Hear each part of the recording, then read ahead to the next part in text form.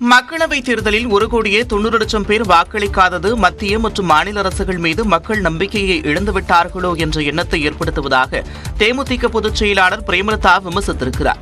இது தொடர்பாக அறிக்கை வெளியிட்டுள்ள அவர், போக்குவரத்து கட்டணம் அதிகமாக இருந்ததால் சொந்த ஊருக்கு சென்று வாக்களிக்க வேண்டும் என்ற நிலையில் இருந்தவர்கள் செலவு செய்ய விரும்பவில்லை என்று குறிப்பிட்டுள்ளார்.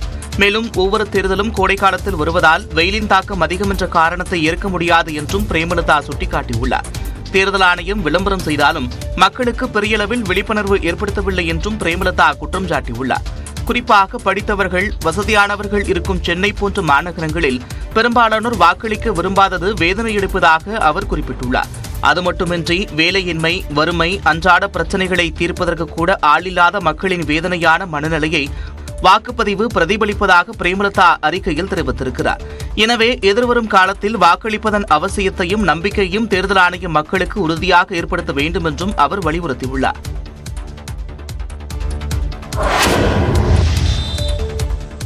கள்ளக்குறிச்சி மாவட்டம் உளுந்தூர்பேட்டை அருகே இருசக்கர வாகனத்தில் சாலையை கடக்கும்போது இளைஞர்களிடையே ஏற்பட்ட தகராறில் அரசு பேருந்தின் கண்ணாடி உடைக்கப்பட்ட சம்பவம் பரபரப்பை ஏற்படுத்தியது.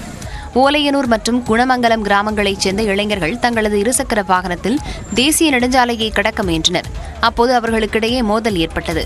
இதில் குணமங்கலத்தைச் சேர்ந்த இளைஞர்கள் இருவர் காயமடைந்தனர்.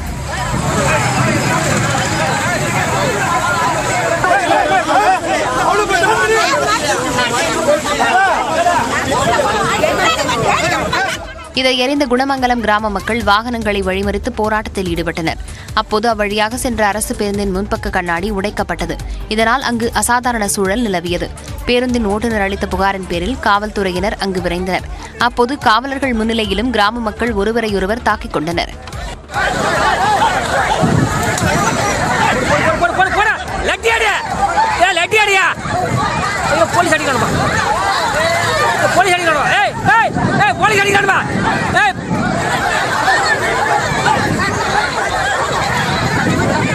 இதையடுத்து மோதலை கட்டுக்குள் கொண்டு வந்த காவல்துறையினர் காயமடைந்த குணமங்கலத்தைச் சேர்ந்த அருண்குமார் மற்றும் பெரியசாமி ஆகியோரிடம் விசாரணை நடத்தினர்.